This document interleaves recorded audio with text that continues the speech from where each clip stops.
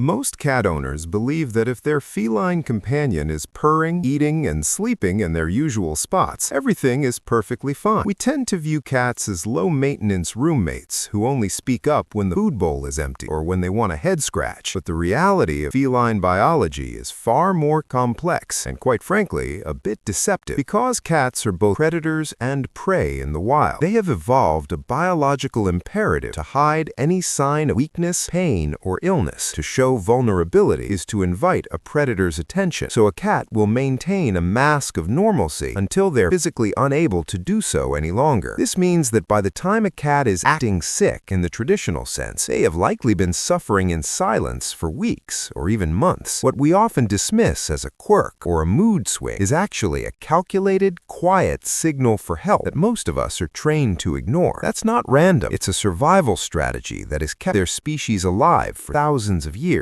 But in a domestic setting, this stoicism is their biggest enemy. If you want to truly honor the bond you have with your cat, you have to learn to see through the mask and recognize the silent screams they are emitting through their behavior. 1. The obsessive or absent groomer. Imagine you're sitting on the couch and you notice your cat, Luna, licking her belly. She's been doing it for 20 minutes, and you think, wow, she's really dedicated to her hygiene today. Or perhaps you notice that the once silky fur on your cat's lower back is starting to look a bit spiked, greasy, or matted, and you figure they're just getting a bit lazy in their old age. These are two sides of the same coin, and neither of them is about cleanliness. When a cat overgrooms to the point of creating bald patches, a condition known as psychogenic alopecia, they aren't trying to be clean. They are using the repetitive motion of grooming to self-soothe, much like a human might bite their nails or pace when they are anxious. The act of grooming releases endorphins in a cat's brain. If you see your cat focusing on one specific area, like their belly or the inside of their legs, they are likely screaming that they are under immense psychological stress or experiencing localized pain, such as a urinary tract infection or joint inflammation. On the flip side, a cat that stops grooming is often a cat in significant physical distress. Feline behaviorists note that grooming is one of the first things a cat drops from their daily schedule when they don't feel well. It takes a lot of energy and flexibility to maintain a coat. If your cat is feeling nauseous, lethargic, or if their joints are aching from arthritis, the effort of twisting their body to reach their back or hindquarters becomes too much to bear. The practical takeaway here is to monitor the quality of their coat and the intensity of their licking. A healthy cat grooms efficiently but doesn't obsess. If you see skin irritation or a staring coat that looks unkempt, don't wait for them to stop eating. Their coat is the mirror of their internal health, and a dull coat is a silent plea for a medical checkup. Before we move on, think about where your cat spends their time when you aren't actively playing with them. 2. The Vanishing Act. We've all had those moments where we realize we haven't seen the cat in a few hours. You find them tucked away in the back of a closet, under the bed, or behind a dusty curtain. Most owners shrug this off, thinking, oh, they just found a cozy new nap spot. But while cats do love their privacy, there is a very specific type of hiding that signals a crisis. In the wild, a sick or injured cat is a target. To protect themselves, they seek out the most inaccessible, dark, and quiet place they can find to wait out the illness, or in many cases, to pass away in peace. When your domestic cat suddenly shifts their sleeping preference from the center of the living room rug to the dark corner of the basement, they are reverting to this primal survival instinct. They aren't looking for a cozy spot. They're looking for a safe spot because they feel vulnerable. Scientific studies on feline stress in shelter environments show that hiding behavior is the primary indicator of high cortisol levels. If your cat is hiding, they are effectively telling you that their environment or their own body feels unsafe. This is often accompanied by the loaf position, where they sit with their paws tucked tightly under them, but their eyes remain half open and their ears are slightly tilted outward. They aren't relaxing, they're on guard. Here's what most owners miss. The change isn't always about the act of hiding, but the suddenness of the preference. If your social butterfly suddenly becomes a hermit, something is wrong. Your takeaway should be to respect their space, but investigate the cause. Check for changes in the household that might be stressing them out, but more importantly, look for signs of physical discomfort that might be making them feel like they need to retreat from the world. 3. The broken purr and vocal shift. We are taught from childhood that a purring cat is a happy cat. It's the ultimate sign of feline content, right? Not necessarily. While cats do purr when they're happy, they also purr when they are terrified, in intense pain, or even when they are dying. Research into feline bioacoustics suggests suggests that the frequency of a cat's purr between 25 and 150 Hz actually has therapeutic properties. These frequencies can help improve bone density and promote healing of tendons and muscles. When a cat purrs while they are injured or stressed, they are essentially performing internal physical therapy. They're trying to heal themselves and calm their own nervous system. If your cat is purring while showing other odd behaviors, like a lack of appetite or unusual posture, that purr isn't a thank you, it's a coping mechanism. Similarly, pay attention to the tone of their voice. You know your cat's usual feed me meow or their hello chirp, but if you start hearing a low-pitched guttural yowling, especially at night, your cat is screaming for help. In older cats, this is often a sign of feline cognitive dysfunction, dementia, or hyperthyroidism. They are confused, their blood pressure might be spiking, and they are calling out because they feel lost in their own home. That's not random noise, it's a vocalization of distress. If the soundtrack of your home changes, don't just close the bedroom door to drown out the noise. Listen to the urgency in those sounds. A change in vocalization is one of the most direct ways a cat tries to break through the communication barrier with their humans. 4. The out-of-box protest. This is perhaps the most misunderstood sign of all. There is nothing that frustrates a cat owner more than finding a present on the rug or a wet spot on the laundry. The immediate human reaction is often anger or the belief that the cat is being spiteful or getting back at them for something. Let's clear this up right now. Cats do not possess the cognitive capacity for revenge in the way humans do. They don't think you stayed out late, so I'm going to pee on your shoes. When a cat stops using the litter box, they are communicating one of two things. It hurts when I go, or I am terrified of my environment. If a cat has a urinary tract infection or crystals, which can be life-threatening, especially for males, they associate the litter box with the pain they feel while urinating. In their mind, the box caused the pain, so they try to go somewhere else, somewhere soft, like your bed or a pile of clothes, hoping it won't hurt as much there. This is a literal cry for medical intervention. Alternatively, it could be environmental screaming. If the litter box is in a high-traffic area where they feel cornered, or if a new pet is bullying them, they will avoid the box because they feel like they are being hunted while they are in a vulnerable position. The practical takeaway is to remove the word spite from your vocabulary. If your cat misses the box, your first stop shouldn't be a cleaning supply store. It should be the vet. They're trying to show you that something is wrong with their most basic biological functions, and ignoring it can lead to a total blockage, which is a true feline emergency. 5. The stiff shadow. As cats age, we expect them to slow down. We see them stop jumping on the high counters, or notice they take longer to get down the stairs, and we say, oh, they're just getting old. But old age is not a disease. Hey, cats are incredibly agile, and their identity is tied to their ability to move vertically. When a cat stops jumping on the good windowsill, they aren't just chilling out. They are likely suffering from osteoarthritis because they won't limp. Remember, limping is a sign of weakness for a predator. They simply edit their life. They stop doing the things they love because the cost of the pain is too high. This is the stiff shadow phase. They might follow you from room to room, but they do it slowly. They might stand and stare at a chair they used to leap onto effortlessly, then eventually turn away. This is a silent scream of frustration, chronic discomfort. Recent veterinary studies suggest that up to 90% of cats over the age of 12 have evidence of arthritis. If your cat's world is shrinking, if they are staying on the floor and avoiding the heights they once loved, they are telling you that every step is a struggle. You can help them by providing cat stairs, heated beds, or talking to your vet about modern pain management options that can give them their quality of life back. Our cats give us so much devotion and companionship, but they speak a language of subtlety that requires us to be truly present. They won't always meow at the top of their lungs when they are hurting. Often, they will just get a little quieter, a little more hidden, or a little less themselves. The hidden meaning behind these behaviors isn't that your cat is difficult or weird. It's that they are trusting you to be their advocate. They are doing their best to stay strong, but they are leaving these breadcrumbs of behavior for you to find. When you learn to see these 5 signs, you aren't just being a cat owner, you are being a guardian. You are listening to the silence, and that is where the deepest bond of trust is formed. Next time you see your cat staring at a wall, over grooming a paw, or choosing a dark closet over your lap, don't just look at them, see them. They might be telling you something that could save their life. If you found these insights helpful and want to understand your cat's secret language even better, consider hitting that like button and subscribing. It helps us keep sharing these important feline translations with owners everywhere.